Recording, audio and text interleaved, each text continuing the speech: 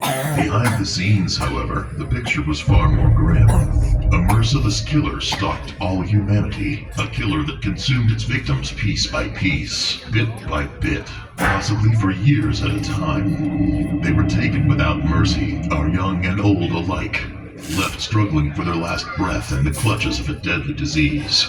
It had many names: the White Plague, consumption, tuberculosis.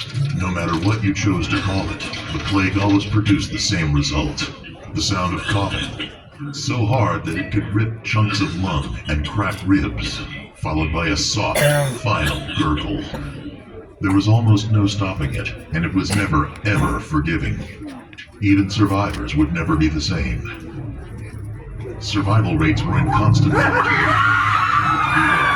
At its peak, there was patients at the rate of more than one soul per hour. So many, in fact, that to avoid residents witnessing the constant flow of hearses, the torrential flow of corpses was sent down a seemingly endless tunnel stretching into the darkness. The tunnel became known as the Body Chute.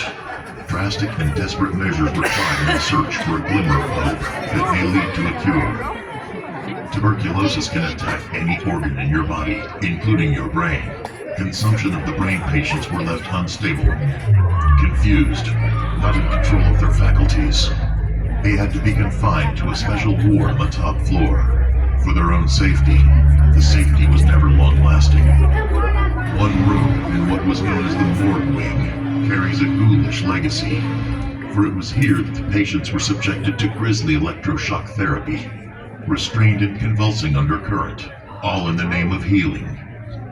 Last resort surgeries often left patients disfigured for life.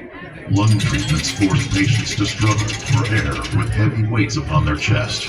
Ribs were removed. Lungs were cut away piece by piece, surgery by surgery. Every treatment fathomable, every experiment possible, was tried and tried again. Hope dawned in the 1940s when they began testing a special antibiotic that became a lifesaver for many.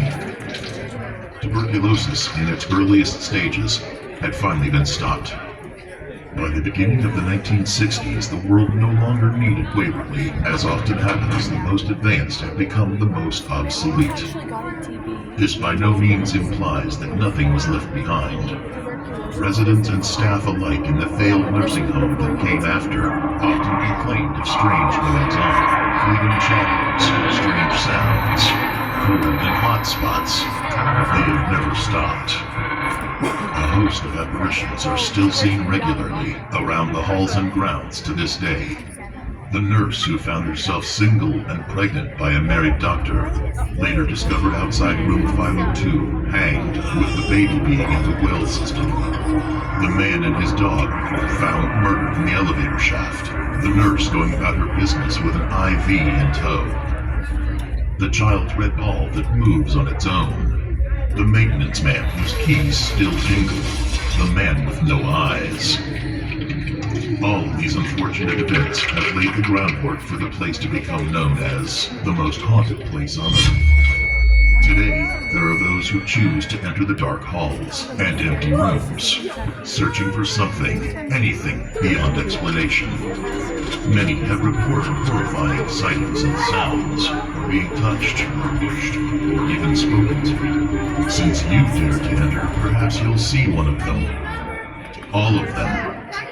Or none of them. Perhaps tonight you will experience something new. Will you notice the permanent residents of Waverly Hills? And most importantly, will they take notice of you? What amazing experiences await you in the darkness? Careful what you wish for. Welcome to Waverly Hills.